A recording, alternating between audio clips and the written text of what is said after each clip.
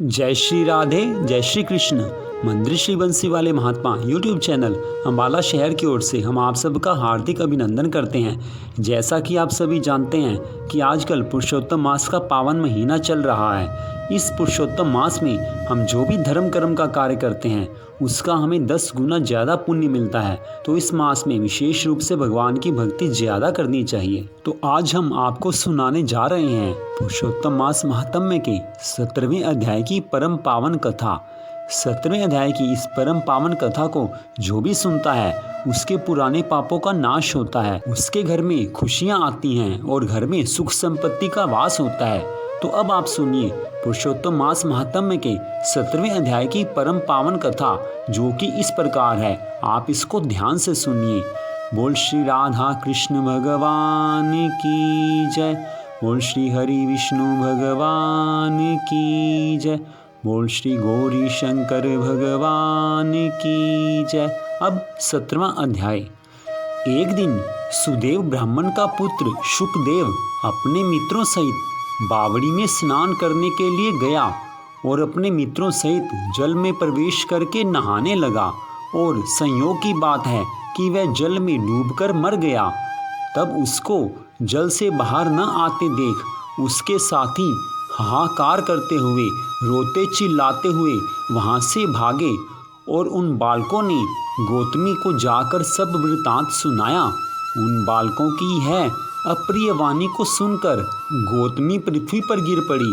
इतने में ही सुदेव ब्राह्मण भी वन से आ गया और पुत्र का मरण सुनकर कटे हुए वृक्ष की तरह वह पृथ्वी पर गिर पड़ा।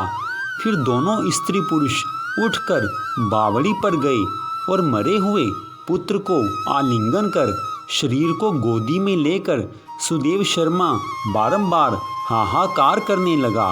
गोदी में पड़े हुए मृत पुत्र को देखकर रोने लगा और विलाप करते हुए कहने लगा, हे पुत्र, मेरा सोच हरने वाली मनोहर वाणी को और मेरे मन को आनंद दो। तुम अपने वृद्ध माता पिता को छोड़कर जाने के योग्य नहीं हो। हे वत्स, तुम्हारे श्रेष्ठ मित्र वेद पढ़ने के लिए बुला रहे हैं। तुम्हारा उपाध्याय पढ़ने के लिए बुला रहा है। तुम इस समय कैसे सो रहे हो? मैं तुम्हारे बिना नहीं जीऊंगा, न ही घर जाऊंगा। अब मेरा वन में भी क्या काम है? ऐसा कहते कहते भगवान के नामों का उच्चारण करने लगा। तो इस प्रकार पुरुषोत्तम मास महात्म्य के 17वें अध्याय की कथा का यहाँ पर विश्राम हुआ। तो अब आप सबसे निवेदन है कि पुरुषोत्तम मास के केवल कुछ ही दिन बाकी रह गए हैं।